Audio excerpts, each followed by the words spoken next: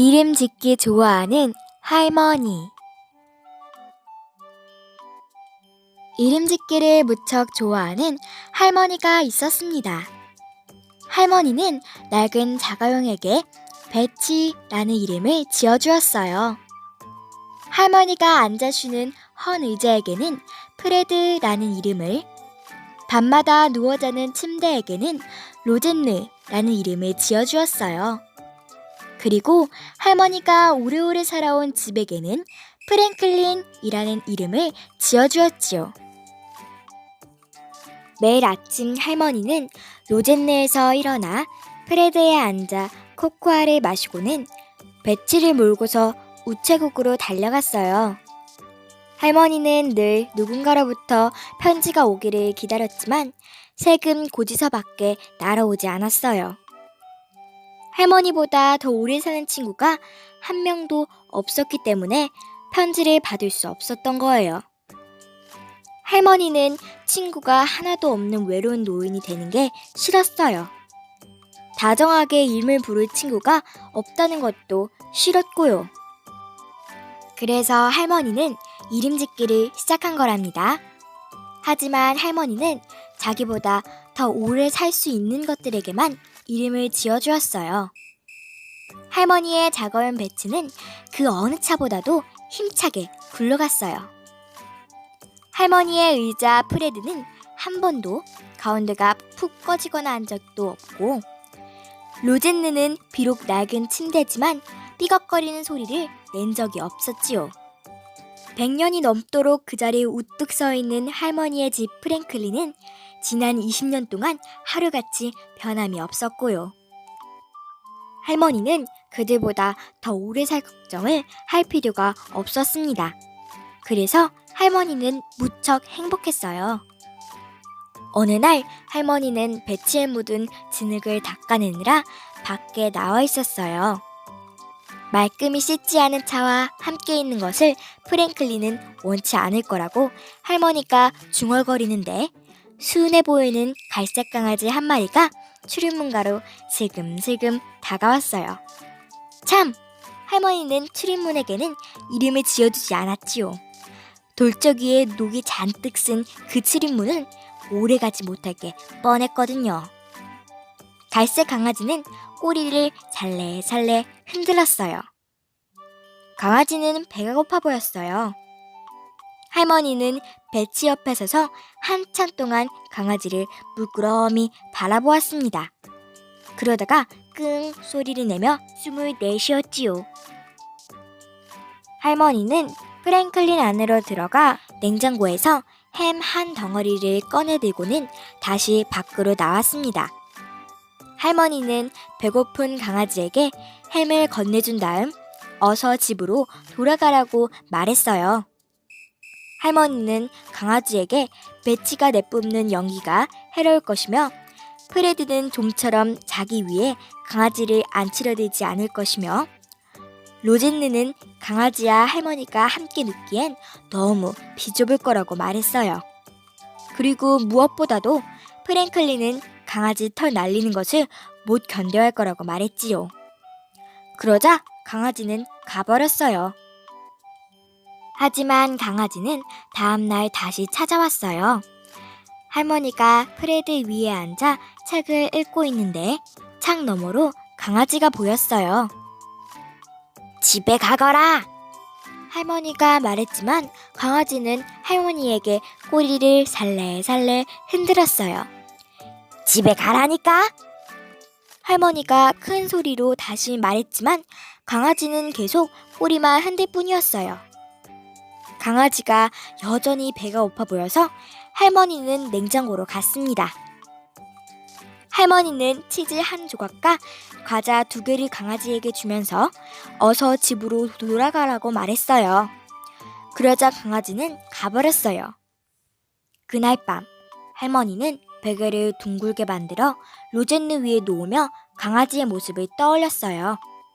아주 착하고 예쁜 강아지라고 생각했지요. 그래도 강아지를 머물게 할 수는 없었습니다. 강아지를 머물게 하려면 이름을 지어주어야만 하니까요. 강아지는 프랭클린이나 프레드, 베치나 로즈느처럼 오래오래 살지 못할 게 분명했어요. 할머니가 오히려 강아지보다 오래 살 것만 같았어요. 할머니는 친구들보다 더 오래 살아서 혼자 남겨진다는 게 두렵고 싫었거든요. 할머니는 앞으로도 계속 강아지를 돌려보내야겠다고 마음먹었습니다. 강아지는 날마다 할머니네 집 문가로 찾아왔습니다. 그럴 때마다 할머니는 강아지에게 먹이를 주고는 집에 가라고 말했지요.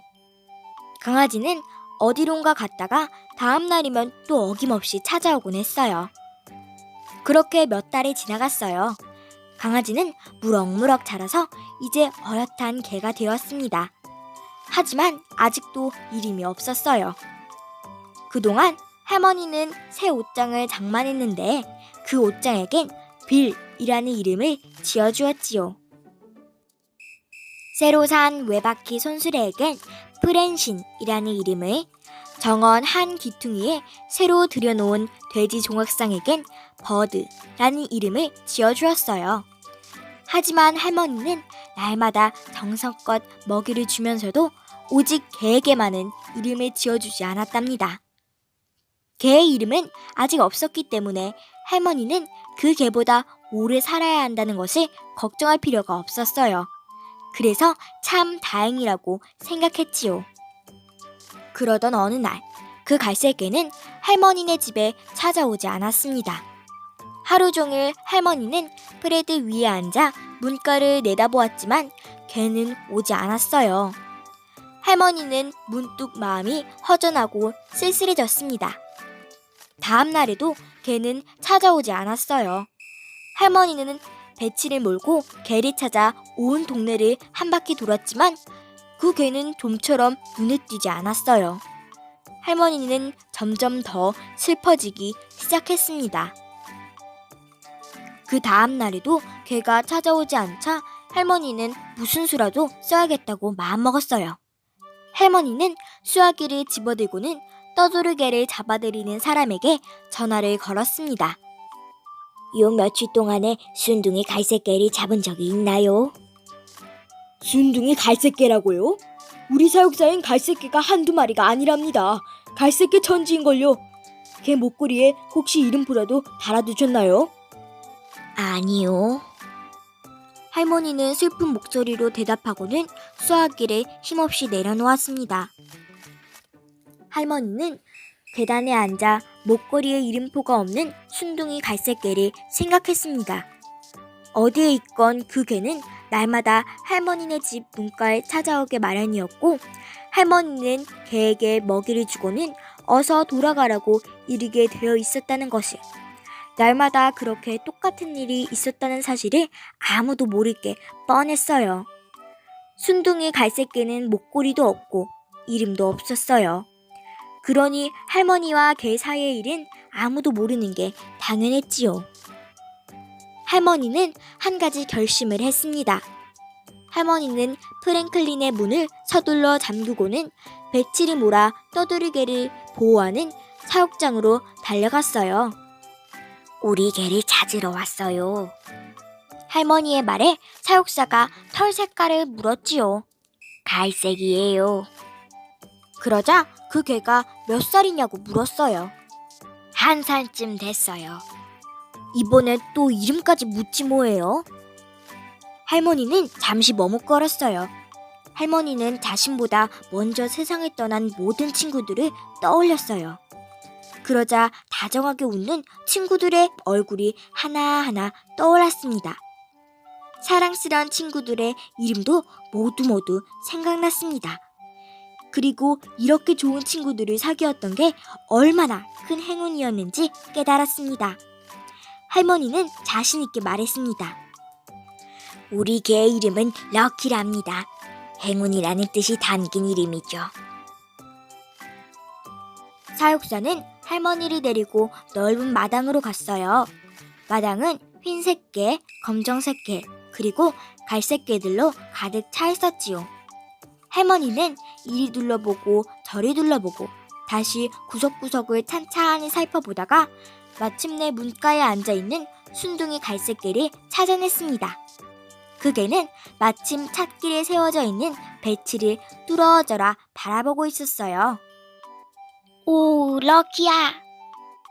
할머니가 부르는 소리를 듣고 순둥이 갈색개는 단숨에 달려왔어요. 그날부터 럭키는 할머니와 함께 살게 되었습니다. 할머니가 이름을 부르면 럭키는 언제든지 단숨에 달려왔지요. 다행히도 배치가 내뿜는 연기가 럭키를 병나게 하지도 않았고 프레드는 기꺼이 자기 위에 럭키를 앉도록 허락했지요. 그리고 프랭클린은 럭키의 털이 날리는 것을 조금도 탓하지 않았어요. 그리고 로젠느의 따뜻한 품은 매일 밤 럭키와 그 이름을 지어준 할머니가 함께 눕고도 남을 만큼 넓고도 넉넉했답니다. 여러분들이 럭키를 만난다면 어떻게 하시겠어요? 할머니가 럭키를 만난 건 서로에게 너무나 큰 행운인 것 같아요.